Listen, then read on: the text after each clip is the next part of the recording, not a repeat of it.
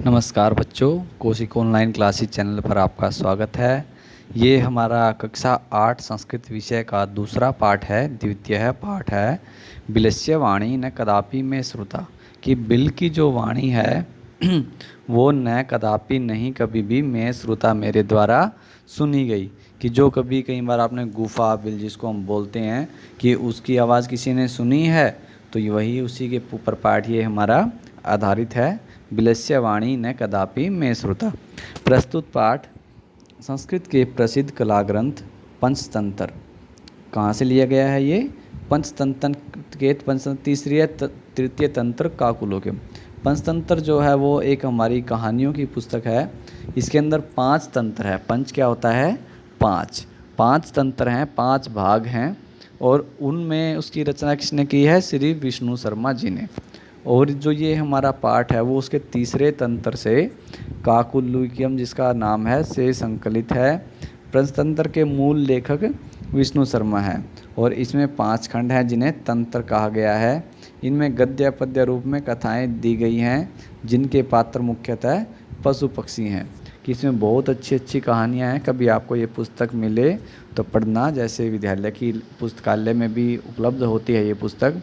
मूल पंचतंत्र जो है उसको पढ़ना, कि जो विष्णु शर्मा जी के द्वारा लिखी गई है। इसमें बहुत अच्छी अच्छी कहानियाँ और सभी कहानियाँ एक दूसरे से जुड़ी हुई हैं। कि एक कहानी हमें ख़त्म होती मिलेगी, दूसरी कहानी वहाँ से शुरू होगी। तो ये कहानी भी पंचतंत्र से ली गई है और उसके तीसरे तंत्र से, जिसका नाम है काकोलुकियम। अब हम अपना पाठ शुरू करते हैं। कस्मिश्चित वने, किसी वन में, कस्मिश्चित वने किसी वन में खरन खर है। खरन खर क्या नाम है? खरन खर नाम है सिंह प्रतिवस्ति सम। नाम का जो शेर है वो रहता था। कि शेर का नाम क्या था? खरन खर है। कि किसी वन में खरन खर नाम का शेर रहता था। स वह कदाचित कभी इतस्ततः इधर उधर परिभ्रमण घूमता हुआ सुधार्थ है भूखा न किंचिदपि कुछ भी आहारम प्राप्तवान कि भोजन प्राप्त किया। कि उसने कभी एक बार इधर उधर घूमते हुए भूख से, लेकिन किंचिदपि कुछ भी भोजन प्राप्त नहीं हुआ। कि वो भूख से इधर घूम रहा था लेकिन उसको कुछ भी खाने के लिए नहीं मिला। ततः वह सूर्यास्त के समय एकाम महतीम गुहाम दृष्ट्वा, एक बहुत बड़ी गुफा को देखकर अचिंत्यत सोचा। उसने एक बहुत बड़ी गुफा देखी और उसको देखकर उसने सोचा, नूनम निश्चय से एतस्याम गुहायाम, इस गुफा में रात्रौ कोपी, रात में कोई भी जीव आगच्छति, जीव आता है। कि निश्चय से इस गुफा के अंदर कोई ना कोई रहता है, तो वो रात को इसमें आता है। अतः इसलिए अत्र एव यहीं पर निगूढ़ो भूत्वा, निगूढ़ होता है छुप कर, निगूढ़ो भूत्वा छुप कर तिष्ठामि मैंने बैठ जाता हूँ। तो इसलिए मैं यहाँ क्या हो जाता हूँ? छुप कर बैठ जाता हूँ। एतस्मिन् अंतरे गुहाया स्वामी दधिपुच्छ नाम का श्रीकालय समागछत। इसके बाद क्या हुआ? एतस्मिन् अंतरे गुहाया, जो उस गुफा का स्वामी था, कौन? दधिपुच्छ। देखो कई बार हमसे नाम पूछ लेते हैं बेटा। तो सिंह का नाम क्या था? शेर का नाम क्या था? खरन खर। क्या नाम था? खरन खर। और जो श्रीगाल है, जो भेड़िया है, श्रृंगार है, उसका नाम क्या है? दधिपुच्छ। क्या नाम है? दधिपुच्छ। और सिंह का नाम क्या है? खरन खर। कि इसके बाद क्या हुआ? जो गुफा का स्वामी था दधिपुच्छ नाम का, जो श्रीगाल था, वो आया। उसके बाद जब शाम हुई तो जो दधिपुच्छ है वो अपनी गुफा में रहने के लिए आया। देखो ये दधिपुच्छ है और ये कौन है? खरन खर। ये खरन खर है और ये दधिपुच्छ है। स च यावत पश्यति, तब वह देखता है, सिंह पद पदति की शेर के पैरों के निशान गुहायाम प्रविष्टा दृश्यते, गुफा में प्रवेश करते हुए दिखाई देते हैं। कि उसने देखा जो ये पैरों के निशान हैं, देखो कि ये गुफा के अंदर जा रहे हैं। जब ये आया तो इसने देखा कि जो पैरों के निशान है वो गुफा के अंदर गए हुए हैं। देखो इस तरह जब कोई हम कहीं जाते हैं तो नीचे मिट्टी में हमारे पैरों के निशान छप जाते हैं, उसमें पता लगता है कि जाने के हैं या आने के हैं। तो ऐसे इसमें जो पैरों के निशान थे वो कैसे थे? अंदर जाने के थे। न बहिरागता, कि बाहर आते हुए के नहीं थे, कि जो पैरों के निशान दिए थे वो अंदर जाने के तो थे लेकिन बाहर आने के नहीं थे। श्रीगाल है अचिंत्यत, श्रीगाल ने सोचा, अहो अरे विनष्टो अस्मि, मैं तो मर गया, नष्ट हो गया। नूनम निश्चय से अस्मिन बिल्ले, इस बिल में गुफा में सिंह है, अस्ति इति शेर है, कि निश्चय से इस गुफा के अंदर कौन है, शेर है। तर्कयामी, ऐसा वो मन में अपने सोचता है। तत्किम करवाणी, तो क्या करना चाहिए। एवं विचिन्त्य, इस प्रकार सोचकर श्रीगाल ने क्या किया फिर, दूरस्थः, दूर से, रवम मने आवाज़, करतुम आरब्ध है, करना शुरू कर दिया, कि वो दूर से ही क्या करने लगा, चिल्लाने लगा। गुफा के बाहर से खड़ा होकर देखो ये आवाज़ करने लगा, चिल्ला, भो बिल, अरे गुफा, किम न, क्या नहीं, समरसी, याद है, कि क्या तुम्हें नहीं याद है। गुफा को बाहर से पुकारने लगा कि क्या तुम्हें नहीं याद है, यत मया, कि मेरे द्वारा, तवया सह, तुम्हारे साथ, समय है, कृतो अस्ति, समय किया है, यत कि हम, मैंने तुम्हारे साथ क्या, समय क्या था, शर्त किया है कि यद अहम, कि जब मैं बाहर से, प्रत्यागमिष्यामि, आऊँगा, तदा, तब, तुम, माम, मुझे, आकारिष्यसि, बुलाओगे, कि जब मैं बाहर से आऊँगा तो तुम क्या करोगे, मुझे बुलाओगे। तो इस तरह से यदि त्वम माम न आवाहेसी, कि यदि तुम मुझे नहीं बुलाओगे, तरी अहम, तो मैं द्वितीयम बिलम यास्यामी, दूसरे बिल में चला जाऊंगा। कि उसने, श्रीगाल ने क्या किया, उसने दिमाग से अपने आइडिया लगाया कि वो गुफा को बाहर से पुकारने लगा कि अरे गुफा, क्या तुम्हें नहीं याद है कि हमने एक शर्त की हुई है कि जब मैं बाहर से आऊँगा तो तुम मुझे बुलाओगे, यदि तुम मुझे नहीं बुलाओगे तो मैं किसी दूसरी गुफा में चला जाऊँगा।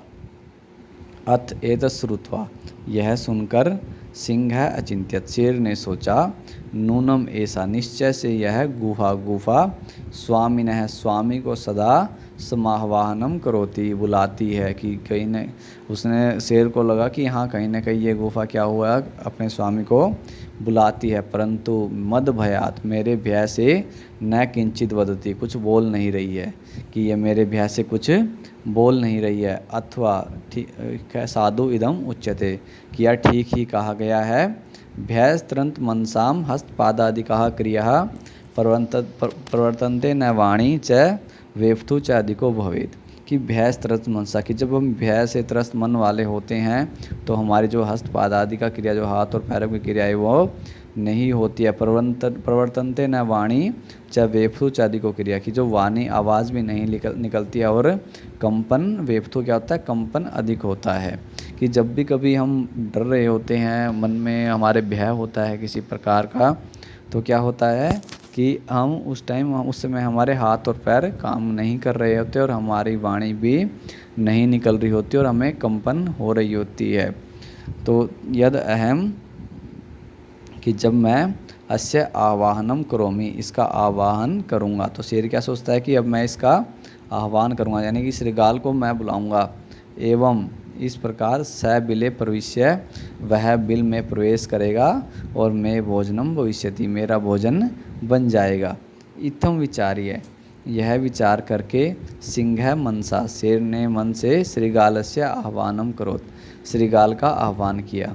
सिंहस्य उच्च गर्जनम प्रतिध्वनिना, शेर की उच्च गर्जन की ध्वनि से, प्रतिध्वनि क्या होता है, जब वो गरजा एकदम से तो उसकी आवाज़ गूंजने लगी। सा वह गुफा में उच्चई, जोर से, श्रीगालम आव्यात, श्रीगाल को बुलाया, उसने जोर से क्या हुआ, श्रीगाल को बुलाया। अनेन, इससे, अन्य अपि पशु है, दूसरे जो पशु थे वो भी भयभीता अभवन, डर गए, क्योंकि वो एकदम से जब शेर की आवाज़ आई तो बाकी जो थे वो सब भी डर गए। श्रीगालो अपि, सियार भी क्या हुआ, ततः दूरम, उससे दूर, पलायमान है, भाग गया, चला गया। इमम में पढ़ा जाता है, अनागतम यह कुरुते स शोभते स शोच्यते, यो न करोति अनागतम, वने अत्र संस्थस्ते समागता जरा, बिलस्य वाणी कदापि न कदापि में श्रुता। अनागतम यह कुरुते स शोभते स शोच्यते, यो न करोति अनागतम, वने अत्र संस्थस्य समागता जरा, बिलस्य वाणी न कदापि में श्रुता। अनागतम यह कुरुते मतलब जो नहीं आया है उसके लिए जो करता है सोच विचार, स शोभते वह शोभित होता है, प्रसन्नचित होता है। कि जो किसी समस्या के आने से पहले उसके बारे में विचार करता है वो प्रसन्न रहता है, सुशोभित होता है। स सोच्यते यो न करोति अनागतम, कि जो यो न करोति अनागतम, कि जो न आए हुए को न सोचते नहीं सोचता है, उसके ऊपर विचार नहीं करता है। स सोचते वह दुखी होता है, कि जो न आए हुए के ऊपर जो विचार करता है वो प्रसन्न होता है, और जो न आए हुए के ऊपर विचार नहीं करता है वो दुखी होता है।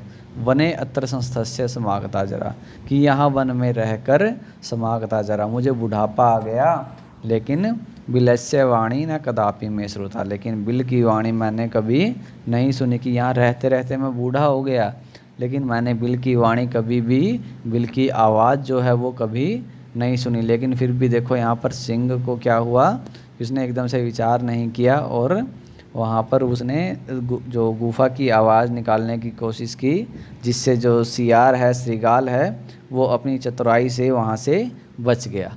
अगर वो अंदर चला जाता तो क्या होता, शेर उसको खा जाता। तो बेटा ये शब्दार्थ हैं हमारे इस पाठ के।